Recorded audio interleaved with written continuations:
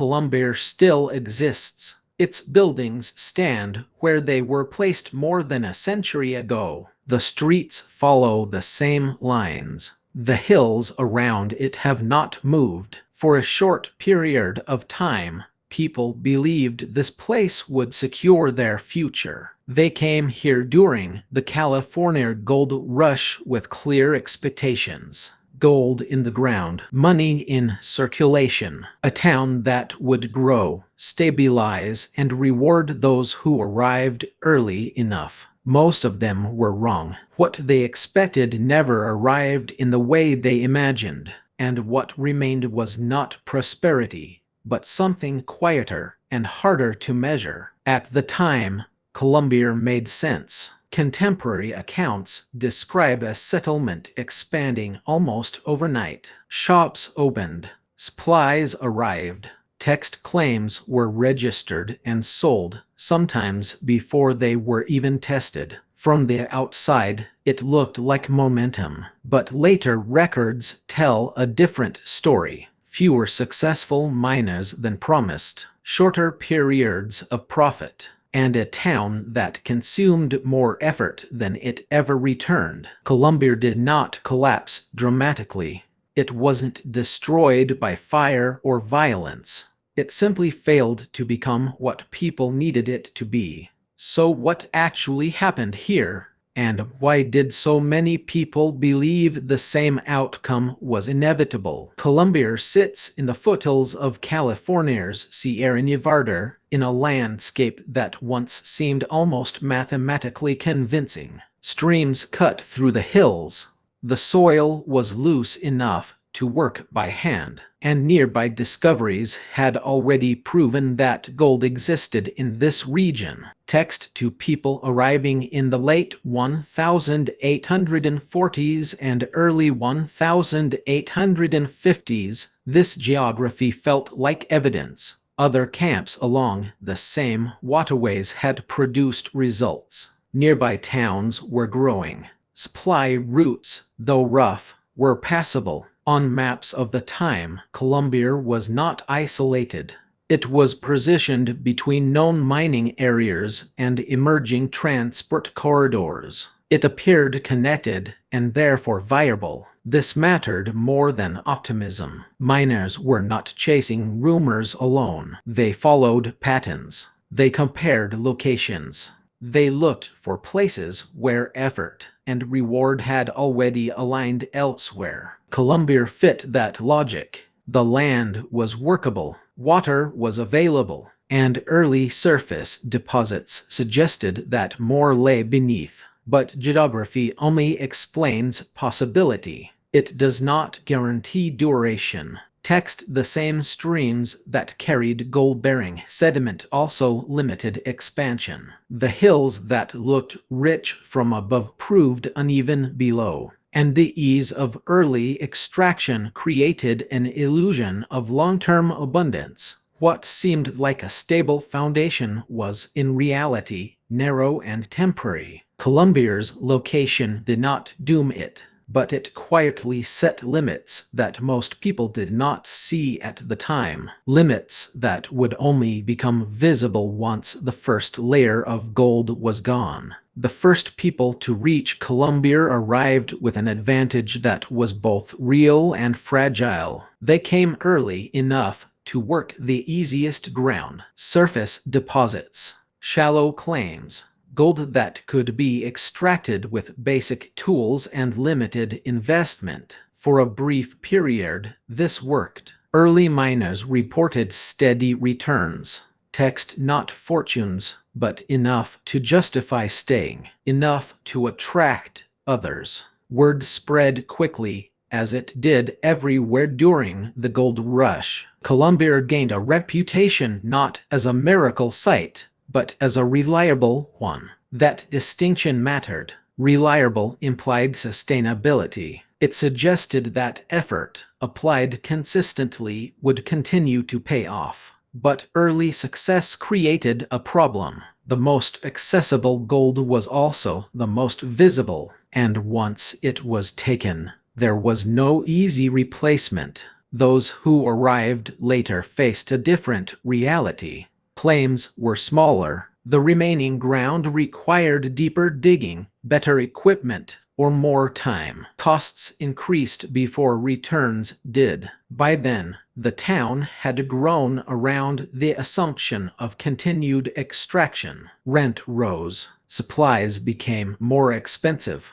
Text services expanded in anticipation of long-term demand. For the first arrivals, this shift reduced margins. For later arrivals, it erased them. Timing, which initially felt like an advantage, quickly turned into a dividing line. Columbia did not fail all at once. It began to thin. Those who could leave did. Those who stayed adjusted their expectations downward. The town continued to function, but the logic that brought people there no longer applied, and the gold that had justified everything was already becoming harder to reach. As Columbia grew, so did the distance between what people expected and what the ground could provide. The early period of easy extraction had shaped assumptions. Many believed that deeper digging would simply reveal more of the same. Text that effort, scaled up, would lead to proportionate rewards. This was not what happened. Below the surface, gold was uneven. Some claims produced modest returns. Others produced nothing at all. Mining shifted from individual labor to organized operations. Equipment became more expensive. Time investments grew longer. The economics changed quietly. What once required a shovel and patience now required coordination, capital, and risk tolerance. For many miners, this transition arrived too late. They had already committed to Columbia. They had invested in housing, tools, and local businesses. Leaving meant accepting loss. Staying meant hoping conditions would improve. This was the moment when expectation stopped aligning with reality.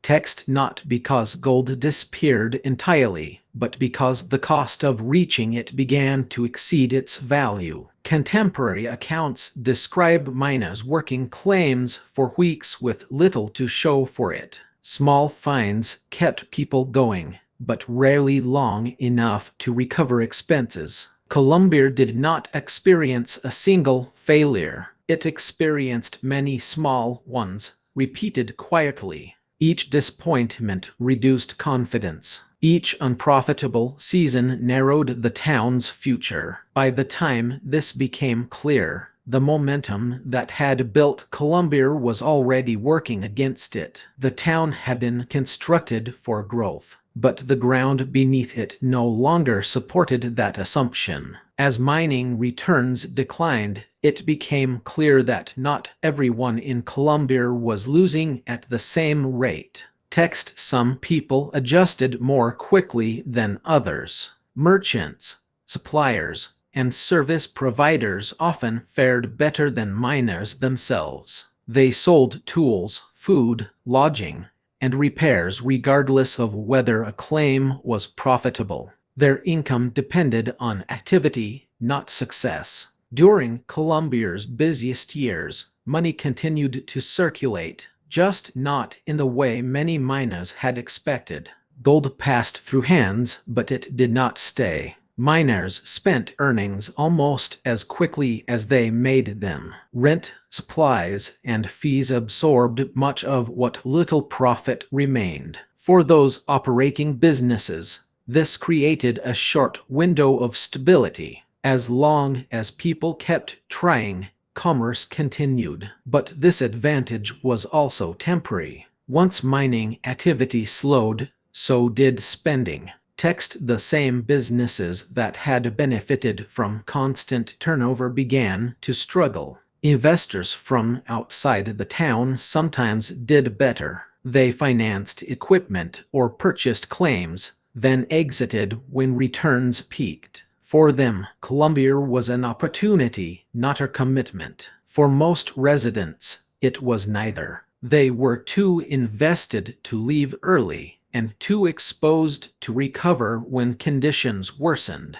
The uneven distribution of benefit accelerated the town's decline. Those with options used them. Those without options stayed until staying no longer made sense. Colombier did not reward effort equally. It rewarded precision, timing, and distance. And for the majority, those advantages were out of reach. There was no single event that marked Colombier's decline. No announcement, no disaster, text, no final discovery that changed everything overnight. Growth simply stopped. New arrivals slowed first. The steady flow of people that had once sustained the town became irregular. Then it thinned. Existing residents noticed this before any official records did. Empty rooms appeared above shops. Unused tools were sold or abandoned. Planes were worked less consistently than not at all. The town still functioned, but its rhythm changed.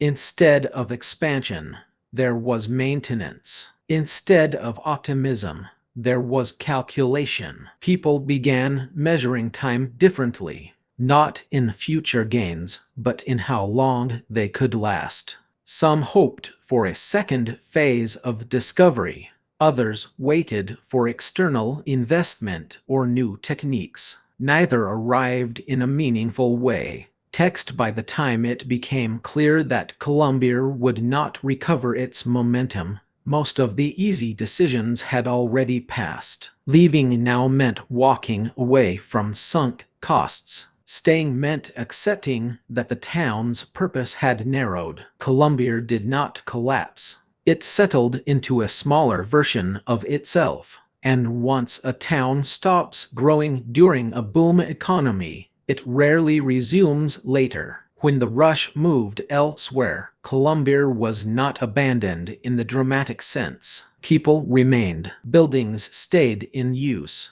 Daily life continued, just at a reduced scale. What changed was purpose. The town was no longer oriented toward extraction. Mining became sporadic, secondary, and often symbolic rather than profitable. Some residents turned to small-scale farming or trades. Text others relied on passing traffic from nearby regions that were still active. A few adapted by serving memory rather than production. Colombier became quieter, not empty, but restrained. The kind of place that functioned without expectation of growth. By the late 19th century, it was clear that Colombier would not follow the trajectory of larger California cities. There would be no reinvention through industry. No secondary boom. What remained was a town that had peaked early and then stabilized below that peak. This mattered historically. Unlike settlements that disappeared entirely, Colombier preserved its layout, its structures, and its routines, not because of deliberate conservation at first, but because there was no economic pressure to replace them. Text in a way, stagnation became preservation. The absence of success protected the town from transformation, and what had once been a sign of failure slowly became its defining feature. For decades, Colombier was seen as a place that simply did not keep up. It wasn't ruined, it wasn't forgotten, but it also wasn't admired. Larger narratives of the gold rush focused elsewhere, on cities that expanded, industries that consolidated, and fortunes that could be measured. Colombier did not fit that pattern. Its story lacked a clear payoff. Only later did historians begin to see value in what had not happened there. Because Colombier never modernized aggressively, much of its original structure remained intact. Streets, buildings, and spatial relationships survived without significant alteration. Text this was not intentional preservation. It was economic inertia. According to later historical records, Columbier became useful precisely because it had failed to transform. It offered a more accurate snapshot of everyday gold rush life than towns that reinvented themselves. The absence of later success reduced distortion. There were fewer reconstructions, fewer replacements, less pressure to rewrite the past for commercial reasons. What once marked Columbier as unimportant gradually made it rare. The town's failure to recover economically allowed it to function as evidence, not of triumph,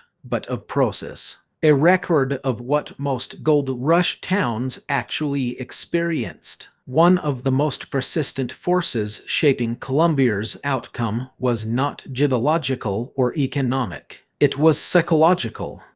Many people stayed longer than the situation justified. They had invested time, money, and identity into the town. Leaving meant admitting that the original decision had been wrong. This hesitation was common across the gold rush, but it was especially visible in places like Columbier, where decline was gradual rather than sudden. There was always enough activity to suggest that improvement was possible. Enough small finds to justify one more season. Enough neighbors staying to make departure feel premature. Contemporary letters and accounts often describe a narrowing of expectations rather than a loss of hope. People stopped expecting wealth. They began expecting balance. Breaking even became the goal. Then simply avoiding additional loss.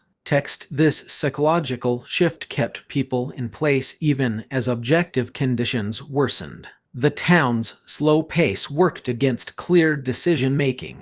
There was no moment that forced a choice. As a result, many residents exited Columbier later than they should have, carrying losses that could have been avoided.